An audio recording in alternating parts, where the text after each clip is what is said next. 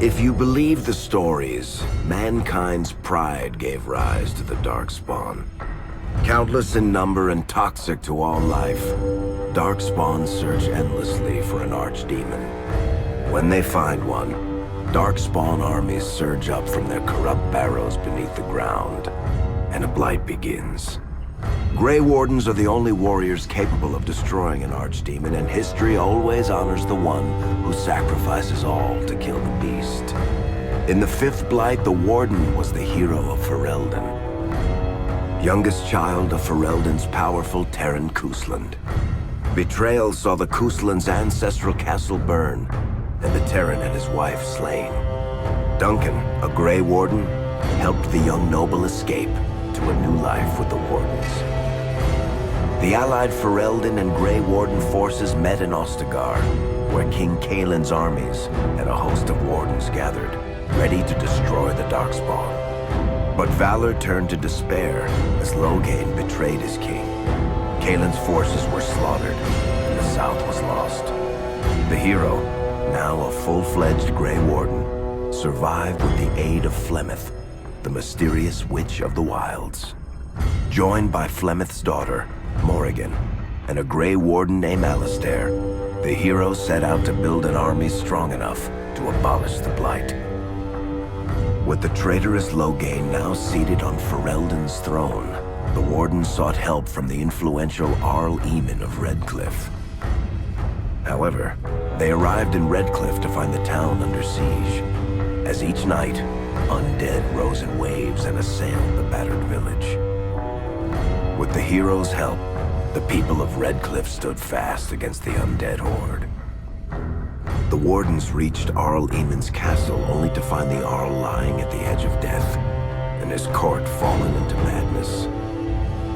To save his father's life, Eamon's young son, Connor, had made a deal with a demon, and quickly fallen victim to its possession.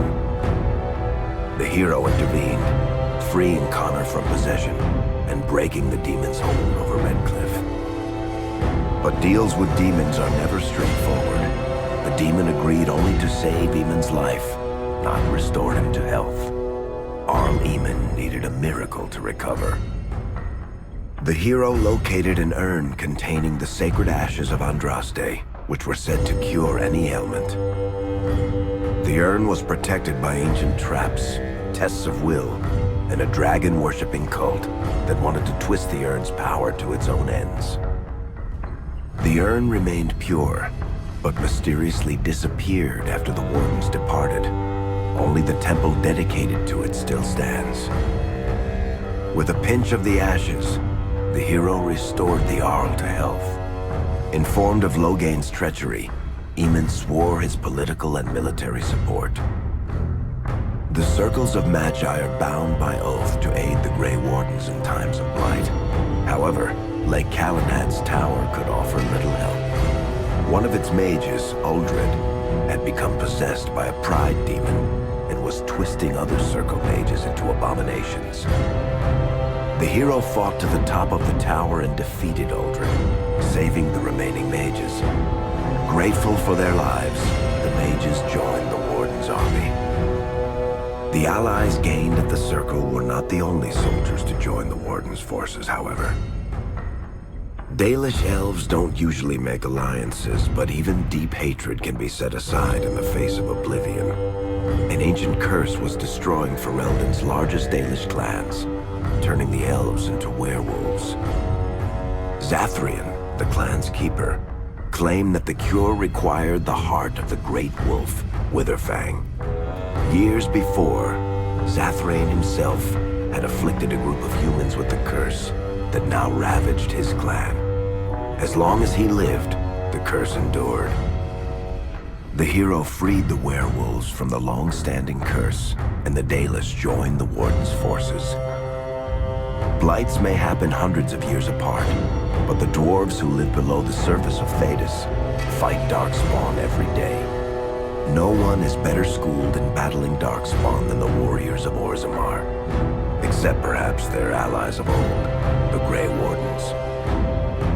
The hero arrived in Orzammar in the wake wake of King Endrin's death to find political factions fighting for control of the Dwarven capital. Only the vote of a venerated paragon could break the deadlock to elect a ruler, and order the dwarves to honor their Grey Warden treaty and join the battle against the new Blight. The hero set off to find a paragon named Branka, who had disappeared into the Deep Roads in search of a legendary artifact, the Anvil of the Void, created by the renowned smith Caradon to forge mighty war golems.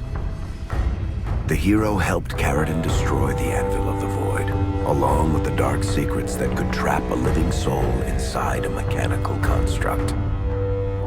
The hero emerged from the Deep Roads with a master-forged crown to bestow the Paragon's favor upon whichever rival candidate would be crowned king. Balin, the youngest son of King Endrin who was suspected of foul play, or Haramont, the aging traditionalist backed by the Dwarven Assembly. Lord Haramont claimed the crown of Orzammar. His traditionalist values keep dwarves first in all things, and safely as far underground as possible. With Dwarden's strength now bolstering the Warden's army, the hero had to deal with Loghain so Ferelden could stand unified against the Darkspawn before the Blight swallowed the world. The kingdom of Ferelden stood divided. While some nobles supported Loghain's regency, others condemned his inaction against the Darkspawn. Civil war brewed, and Arl Eamon called a landsmeet in hopes of curtailing the conflict and removing Loghain from the throne. Alistair ended Loghain's life in the name of justice for the Wardens who died at Ostagar. As the Warden's united army massed in Redcliffe, the Darkspawn overran Denerim, laying siege to Ferelden's capital city. The hero's army fought valiantly through Denerim and broke the Darkspawn's siege. On Fort Dracon's highest tower, the hero's strongest allies fought alongside the Warden in a final heroic battle against the massive Archdemon. The Archdemon was killed without the sacrifice of a Grey Warden's life. With no Archdemon to lead them, the Darkspawn scattered.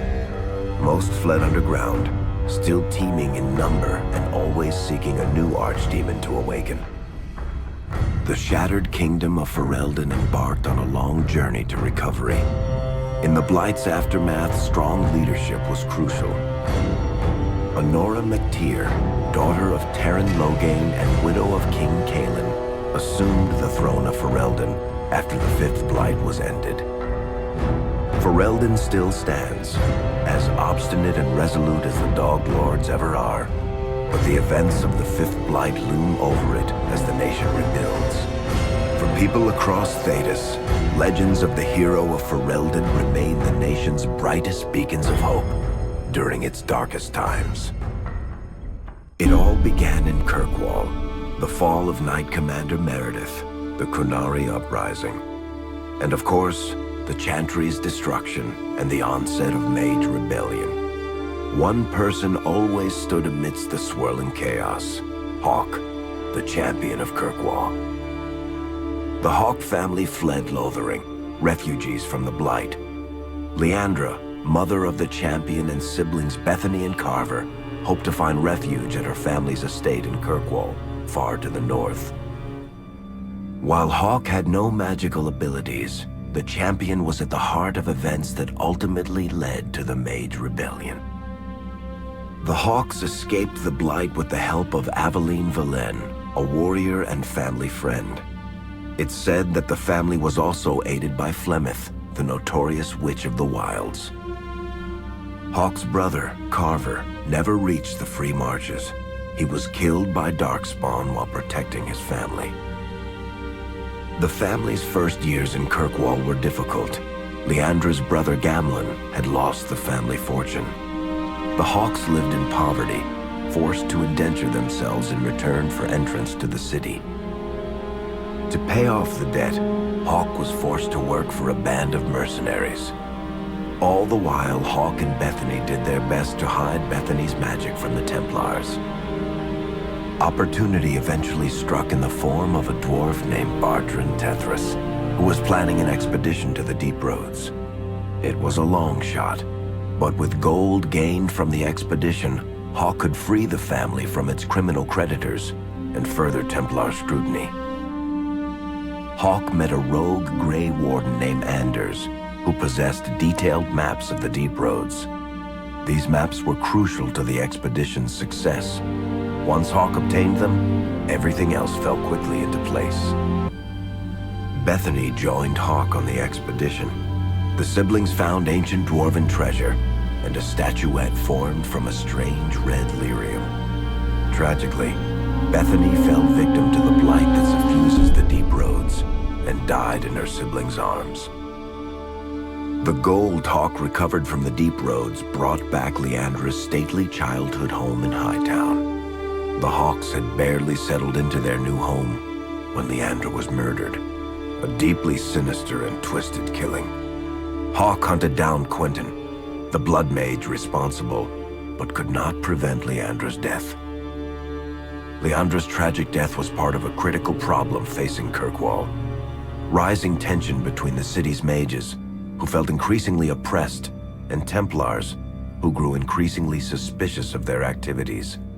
Adding to the strain, a large contingent of Qunari had also established themselves in Kirkwall, much to the growing discomfort of the city's rulers.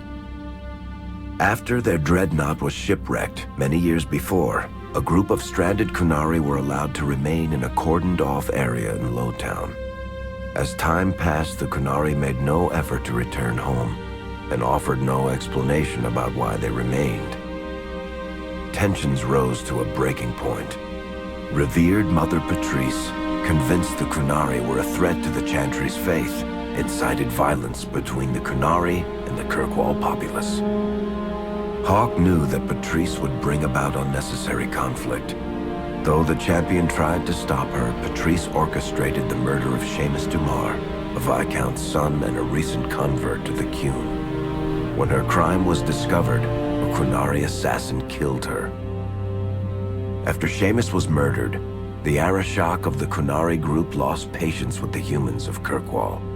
They would now submit to the Qun or die.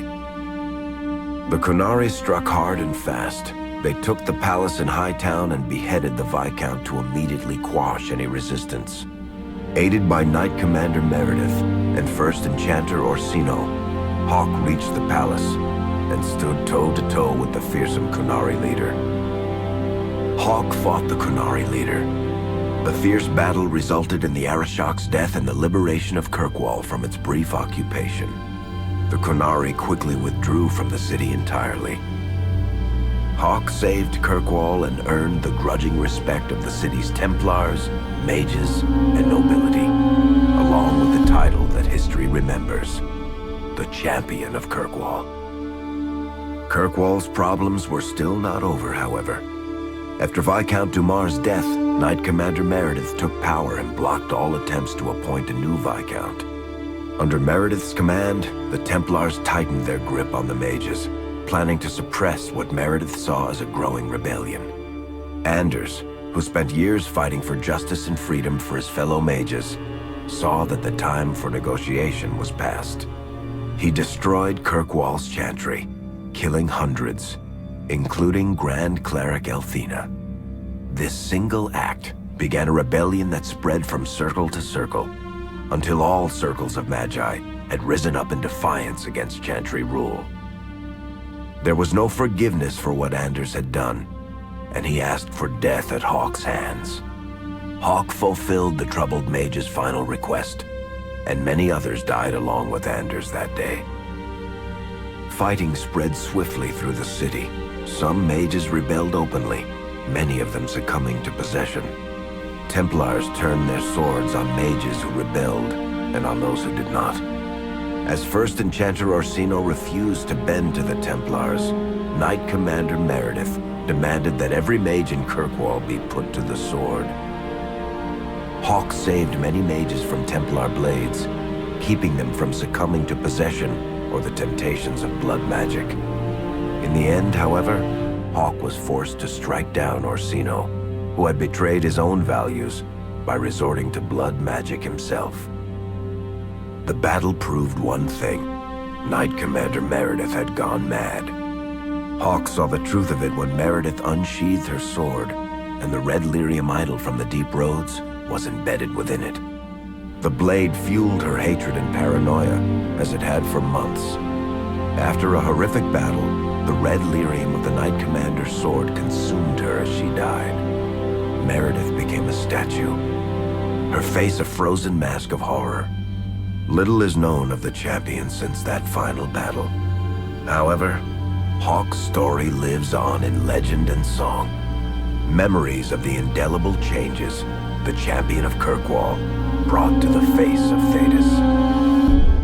The Mage Rebellion in Kirkwall was felt throughout Thedas, the news spreading like wildfire. The Templars clamped down in response, but each new restriction only made things worse. Led by Grand Enchanter Fiona, the mages voted for independence. The Circle of Magi would govern itself, without the Chantry and especially without the Templars. The result was cataclysmic. 2 circles were destroyed. Those within killed to the last mage, before the rest fled into the wilderness. Perhaps the mighty Empire of Orlais could have intervened in the war before it began, but that was not to be. Grand Duke Spade began a deadly civil war against Empress Celine, vying for the Orlesian throne. The mages were offered safe haven in neighboring Ferelden, but the Templars followed, and so their battle spread across all of Thedas. As head of the Chantry, Divine Justinia ordered the Templars to stand down. They refused, declaring their own independence. Thus, the war began in earnest. Templars hunting mages, mages fighting Templars. Their clashes wreaked untold destruction, and all sense of order was falling to pieces. Divine Justinia made one final desperate bid to end the war. She approached the leaders of both sides and convinced them to come to a conclave held on neutral ground. With the Chantry to mediate, mages and Templars will talk for the first time since this all began. It is our last, and perhaps our only, chance for peace.